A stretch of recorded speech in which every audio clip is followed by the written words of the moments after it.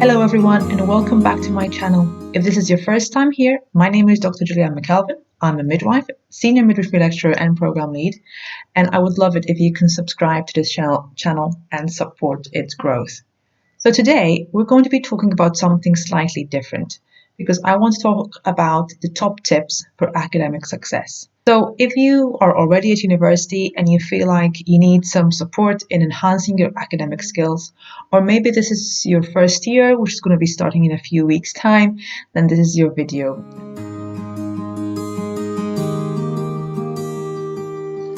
So the first tip that I want to cover is some sort of system to take notes, whether that's taking notes in class or while you're studying. I think that the best thing to have when you're a student is to have an efficient filing system so that when you are taking notes and then when you need to revise or study, you can easily find what you may need. Now, it is completely up to you how you organize that filing system, whether it is by module or by topic or anything which you will then, once you start going, you'll find easier to access. But the important thing is that you do need to have some sort of filing system and taking notes so that you can prepare for practice and for studying more efficiently. Now, what I do like to use often is a good old project book with lined paper and these tabs on the side. I find that it's very easy then to take your notes because I can easily take notes within the different tabs because each tab will have a different topic or module allocated to it. More recently, I have been doing the same file, a note-taking system, but using an electronic version. I use a particular app called Notion, but I have found it extremely useful because I can easily take notes within it during any meeting or any other event. I can file it into different sections. And of course, alongside that, while taking the notes, I can even link in different websites or references. And I can then, when I'm revising, I can simply click on the link and it will take me to where I need to go. So that, I find, has been a game changer for me since I have been using Notion. Not only because it's so easy and good to use for notes, but it can do a million other things. For example, I have my to-do list in it, my tasks, and my reading lists, and I have found it extremely useful. The good thing about that is that the free version can do all of these things. I have never ever needed to use the paid version before. So that's a bonus in my mind. The next thing that I want to talk about is books. Now, realistically speaking, you don't necessarily need to buy any books because you will find that most universities will have either a physical book, which you can easily access from the library or borrow from the library. And many universities these days will also have ebooks, so you'll be able to access them from the comfort of your own home. I do recognize that some students like to buy their own textbooks for whatever reason that might be. I know I was one of those students, and it was because I used to prefer being able to take notes on the textbooks themselves. Now, having said that, many ebooks today, which you can access via your university library, do have an annotation feature within the book itself, and it can be saved to your own account. So whenever you go back to that e-textbook, you can still see the highlighted sections and the notes which you've added. So I think that's a very good feature, which most textbooks nowadays, if it's an e-textbooks from your university, you will have access to. So which textbooks would you recommend? I do have a few right here. So the first thing which I think you need is a good midwifery textbook if you do want to buy a textbook. Now, really, there are two versions of the major midwifery textbooks. You have the Miles textbook for midwives. This is the 16th edition, which I have here. And it's a very good textbook. I've had this since my own training when I started back my first year in midwifery. I bought it because I liked the fact that it has a lot of images throughout, and it's a very visual type textbook, lots of tables, and I like that in a textbook because I was a very visual learner. However, having said that, I also felt like I needed a lot of text sometimes. I felt like once I understood what the general concept was, then I was prepared for more information. So that's where the Maze textbook comes in. The other key midwifery textbook. This is an older version. This is the actual textbook which I had when I was a student midwife. This is the 13th edition. And this has less graphics in it, more explanation. I'm using text instead of images. But I personally also found that particularly useful, and I also have used this book quite a few times. You can still see the tabs from when I was a student.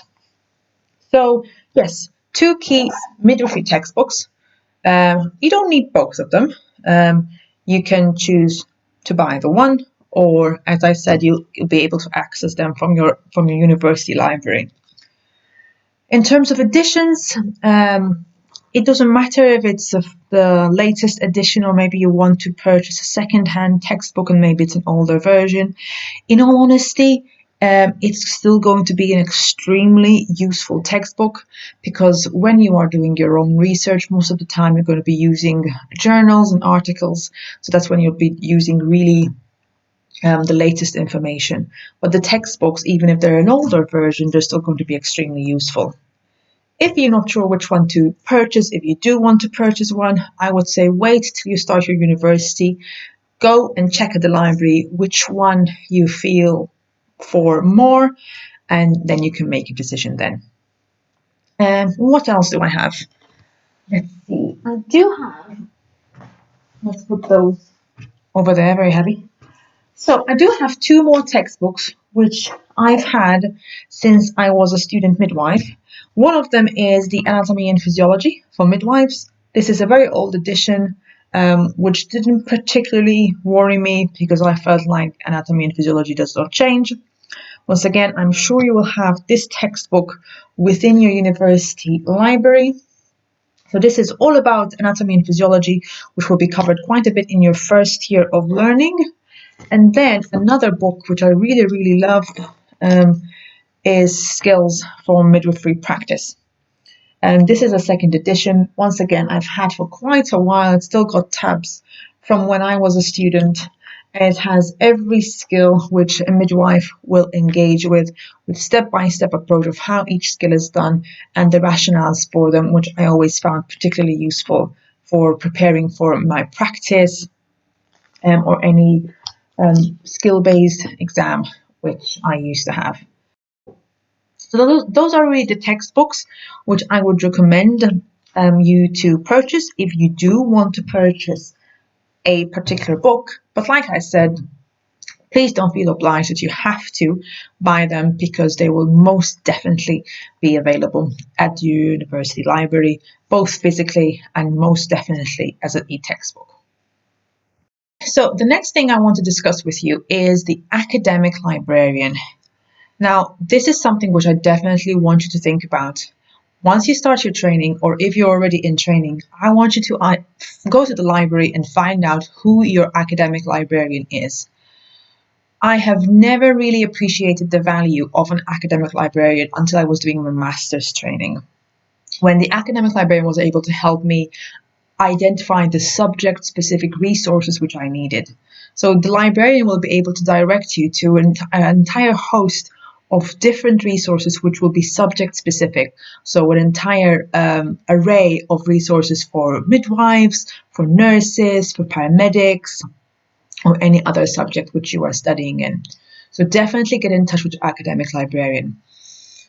They will not only help you with the subject specific resources, but they can help you to find and look for resources online. They will help you do particular searches and help you identify useful resources via searches, outside of the university. And they will also be able to guide you in terms of academic writing and using skills like references and writing appropriately and how to structure your work and review feedback for you for a particular work which you've already done. So most definitely you need to become friends with your academic librarian. They are the most wonderful people on the planet in terms of helping you succeed within during your training at university. Your academic librarian will also help you identify online training resources and online study skills and study sessions which are provided by your university. Now, when I was doing my PhD, the university had an array of different training resources online, all varying from maybe 1 hour long, 3 hours, face-to-face, online, but I attended each and every one of them because they were useful in some shape or form, whether it was for that time and that moment, or I found them useful in a few months down the line. So definitely make sure that you get in touch with your academic librarian. If you're not sure, simply walk into the library, ask at the reception, can I speak to the midwifery or health academic librarian, and they'll be able to guide you. So the next thing I want to talk to you about is time management. Now, I'm pretty sure that you were expecting this to be on my list, but having a system in place which helps you manage your time, both in terms of your study, your work, your family, and self-care, is crucial. And I think it's one of the most critical skills for academic success that you can find. And this is basically managing your time effectively to look after yourself and to manage your workload. So by making sure that you're managing your time properly, you can then stay on top of all your readings, your projects, your exams. It will help you understand what workload is upcoming. So maybe, for example, you have an essay due in a month's time, and then you have a presentation 3 weeks later. So this way you'll be able to plan and manage working towards both your essay and your presentation at the same time, instead of focusing all your energy onto the essay, and then you realize that you only have 2 to 3 weeks to actually even start to think about your presentation and put it together. So making sure that you are well organized and having this time management plan in place will help you to prioritize your tasks and plan what you want to achieve both daily, weekly, and also maybe from a monthly point of view in terms of your study schedule. But this isn't only about studying towards your exams or your essays or any other presentation, but making sure that you can prepare yourself for your placements as well. So if you know that you're going to maybe a delivery suite placement, why not, grab your skills from midwifery practice or any of the midwifery textbooks and have a look at what the first stage of labor entails, what your second stage of labor entails. And by helping you be prepared for that particular placement, then you can excel in practice as well.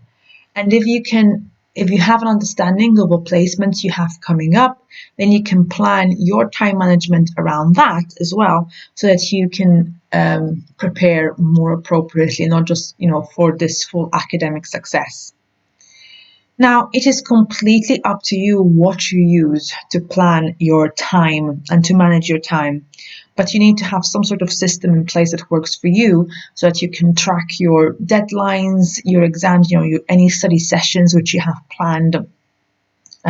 Whether this is something which is a physical diary or an app on your phone, or even a physical calendar. Again, it's up to you how to manage your time.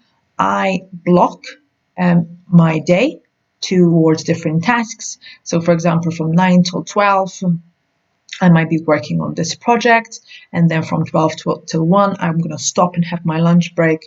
Then I might have from 1 till 2 working on a different project, and from 3 till 4, I'll be working on emails, and then that's my work day done. And then I'll be able to spend the evenings doing what I love, looking after myself, looking after my family. And then, of course, when I have busier days, and I remember when I was a student myself, I used to block some time as well in the evenings for study, for projects, for research, but I always used to make sure that I can block time for myself to do what I love and also to have time with my family. And this effective time management will then ease into you having a robust study plan in place. So thinking ahead, using your notes, scheduling study time, and being consistent in that study time. I used to be very detailed. I used to highlight it, for example, every Monday from 6 till 8. I'm going to study my anatomy and physiology because I have a major exam upcoming at the end of the year. And then maybe on Tuesdays, I used to work on essays. On maybe Wednesdays, it will be a free day. So I used to literally plan and jot down everything which I wanted to study. It's up to you whether you want to study individually, whether you want to study at home, whether you have your own little reading nook at home and you find it extremely useful. I used to study in all places. I used to sometimes study in a cafe. I used to study at home, in bed. I used to go to the library and study. I actually didn't find that the environment really impacted me that much, but different people work differently. Some people want that feeling from the library to help them study. Others want absolute silence at home. So it's completely up to you. It is also useful to study in groups. So obviously you're going to have friends at university. It is definitely a good skill, and it's rather enjoyable to study with friends because then you can focus and study for like half an hour. Then you're going to stop, chat and have fun with each other for maybe 5 to 10 minutes and then have another half an hour to an hour study block. So it's completely up to you. But obviously, as you can see, this time management and studying plans is extremely critical. Because remember, you're always going to need to be upskilling your skills. You need to be doing lots of research. You need to be preparing for your assessments and for practice. And sometimes, yes, you need to be submitting essays and projects while you're out in practice as well. So keep that in mind. I would also advise that you create action plans which are achievable and which are realistic. And you will hear a lot about SMART action plans, which I'm not going to go into detail about. But basically, you should have, whenever you have very complex or difficult tasks, I would advise that you break them down into smaller tasks so that they are more achievable. And that whenever you're planning your study or any other project, you plan something which is realistic and which can be achieved within the time frame that you have. When we think about action plans, if you feel, for example, like maybe you're not doing very well in terms of academic writing, or maybe you're not doing particularly well with referencing, take it upon yourself. Take the initiative to address that concern and put in an action plan of how you plan to overcome that struggle. Whatever that action might be, whether you are reaching out to your personal tutor or to your academic tutor, or whether you're reaching out to the librarian, or whether you're taking any additional skills or study sessions online, it's completely up to you. But take initiative and create a feasible and realistic and achievable action plan to help you progress. In my case, I have a master to-do list with different priorities and deadlines. As I said, whenever I find that I have a backlog of something or a concern about something and anything which I need to develop or improve on, once again, I will put in a plan in place of specifically using measurable aspects of how I plan to do this. So, for example, if I do not know how to reference and I need to improve that, I will identify an online session which is focusing on references, and I will literally write down attend referencing session online to help me improve. The other thing which I want you to consider is the fact that midwifery can be quite intense. It can be a lot of hard work. It can take away a lot from an individual. I see and hear of many students who feel like they're drowning and how the midwifery profession has taken away a lot from them. They've missed out on family events. It's impacting mental health. So it is extremely important that when we're planning the time and thinking about our academic success, the only way to really be successful is to also put time in for ourselves and to be kind to ourselves and to be realistic about what we can achieve. I hear sometimes from students, maybe attending their first placement and having put on themselves such high expectations in terms of knowledge and what they expect to know within the first 6 weeks of their training. And this then often leads to lots of anxiety because they realize that they're attending their first placement and they still don't know everything which they need to know. And I always say, of course, you don't need to know, you're not expected to know everything around midwifery at this stage. You're only just starting. So look at your position and your time within the program. Be realistic, be kind to yourself, and really ask yourself, am I expecting too much from myself? Am I actually doing rather well and gaining maybe good grades and being really well, doing really well in practice and receiving good feedback? But I'm not pausing to acknowledge how well I'm actually doing. And of course, if you maybe there is one point which you're struggling with, it's once again, it's not the end of the world. Take a moment, have a breather, and go and speak to your personal tutor or your academic librarian so that maybe together you can put a plan in place to help you improve and achieve what you would like to achieve. Because at the end of the day, you are in this career because you want to be of service to others. But first, you need to be of service to yourself.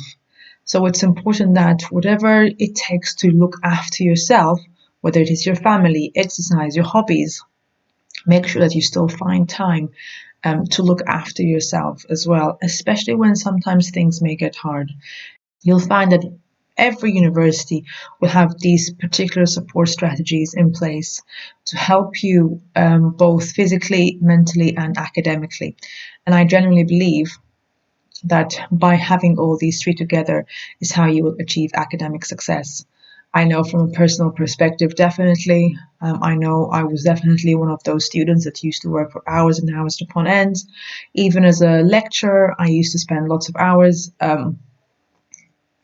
after my work, working to support the students however way I can. But I quickly learned that when I started to spend more time with my family and doing things which I enjoy, I found that I was ending up even more productive in doing my work hours, and I was still able to do the exact amount of work which I used to do beforehand, but in less amount of hours. And this is all because I paused to reflect on how I was treating myself as a person, and I realized that I wasn't looking after myself as well as I should have. But once I started doing this, then suddenly everything changed, and I've just become more productive, more happy with everything I was doing, and which in the end even led to this channel. So yes, make sure that you, as a student midwife or any other healthcare professional, you're being kind to yourself, you're looking after yourself, and you're being realistic in what you can achieve one day after the other. One final thing which I would like to address, which I think is important for academic success, is taking initiative. I strongly believe that if you take your time on a regular basis to pause, reflect on what you've done, what you've achieved, what you can address, any plan which you need to put in for yourself to improve, by taking that initiative yourself without waiting for someone to tell you, hang on a minute, your grades are not the best today, or hang on a minute, looking at your practice documents, you're still a bit behind. Is there anything we can do? By taking that initiative yourself, reaching out to others to tell that maybe you need support, or reaching out to others to tell them that you need more, or that you need extra support or extra training, or you have questions or you want to engage in another project. The more you take initiative, the more you're going to enjoy your midwifery training, your healthcare training, and the more you're going to be successful. I've seen so many students throughout my career who, the ones who are always taking initiative, are always the ones who are really blooming and who always impress everybody around them. So yes, take the initiative, reach out, ask around of what you want to learn, what you want to be reading, what steps you want to be taking, how can you prepare for next year. Don't wait for other people to do it for you, but you take the first step. And I can guarantee that if you follow this step and all the other steps which I've highlighted, it will be a guarantee for success. So I hope you enjoyed this video. I hope you find it useful and that you'll be able to employ some of the tips and tricks which I've used, which I've mentioned today. So yes, thank you for joining me today again. I wish you all the best and see you next time. Bye bye.